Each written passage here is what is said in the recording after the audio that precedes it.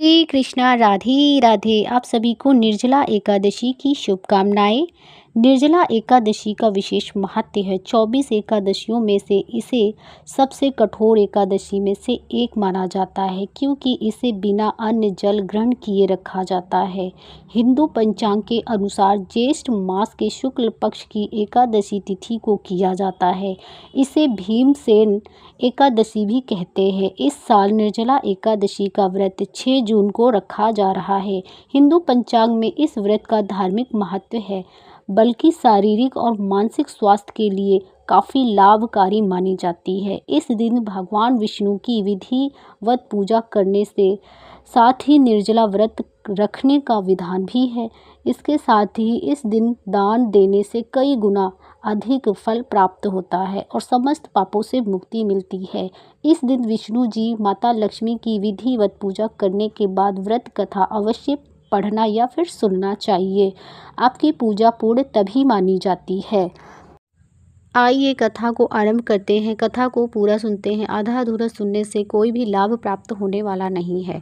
पौराणिक कथाओं के अनुसार भीमसेन व्यास जी से कहने लगे कि हे पितामह, भ्राता युधिष्ठिर, माता कुंती, द्रौपदी, अर्जुन, नकुल और सहदेव आदि सब एकादशी का व्रत करने को कहते हैं, परंतु महाराज मैं उनसे कहता हूँ कि मैं भगवान की पूजा कर सकता हूँ, दान भी कर सकता हूँ, परंतु भोजन के बिना नहीं रह सकता।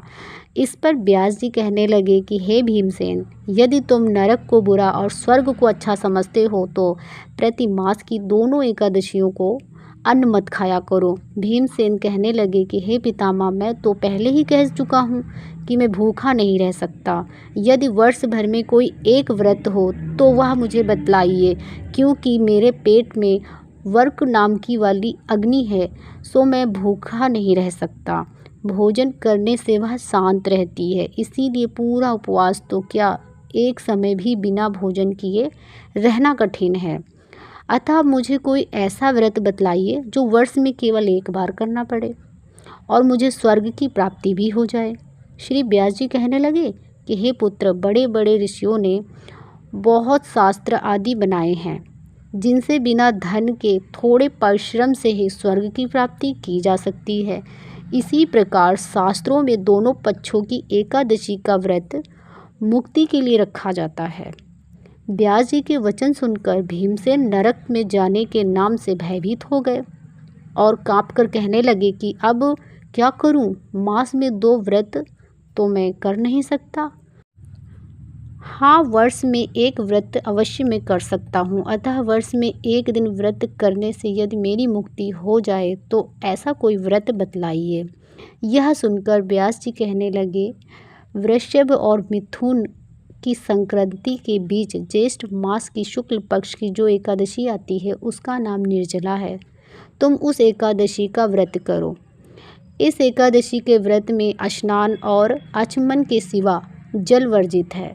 आचमन में 6 मासे से अधिक जल नहीं होना चाहिए, अन्यथा वह मद्यपान के सदृश हो जाता है। इस दिन भोजन नहीं करना चाहिए, क्योंकि भोजन करने से व्रत नष्ट हो जाता है। यदि एकादशी को सूर्य उदय से लेकर द्वादशी के सूर्य उदय तक जल ग्रहण ना करे तो उसे सारी एकादशियों के व्रत का फल प्राप्त हो जाता है।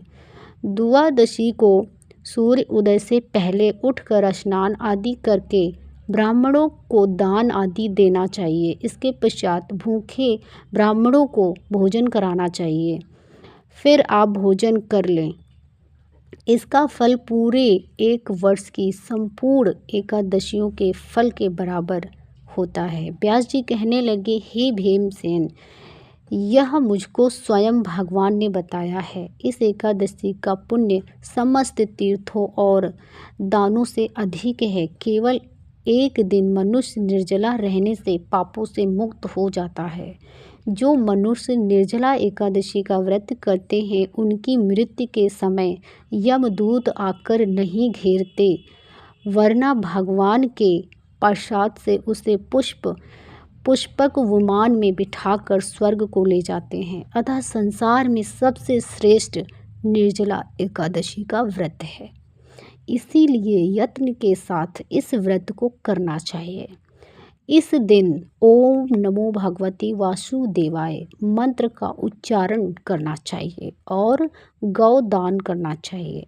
इस प्रकार व्यास जी की आज्ञा अनुसार भीमसेन ने इस व्रत को किया। इसीलिए इस एकादशी को भीमसेनी या फिर पांडव एकादशी भी कहते हैं। निर्जला एकादशी व्रत करने से पूर्व भगवान से प्रार्थना अवश्य करें कि हे भगवान, आज मैं निर्जला व्रत करता हूँ, दूसरे दिन भोजन करूँगा, मैं इस व्रत को श्रद्धापूर्वक करूँगा, अतः आपकी कृपा से मेरे सब पाप नष्ट हो जाएं। इस दिन जल से भरा हुआ एक घड़ा वस्त्र से ढककर स्वर्ण सहित दान करना चाहिए। जो मनुष्य इस व्रत को करते हैं उनको करोड़ों पल सोने के दान का फल मिलता है।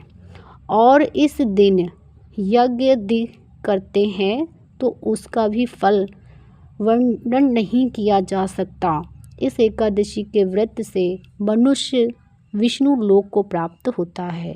जय श्री कृष्णा, राधे राधे। ऐसी ही वीडियो देखने के लिए हमारे चैनल को लाइक करें, सब्सक्राइब करें और कमेंट बॉक्स में जय श्री हरि अवश्य लिखें।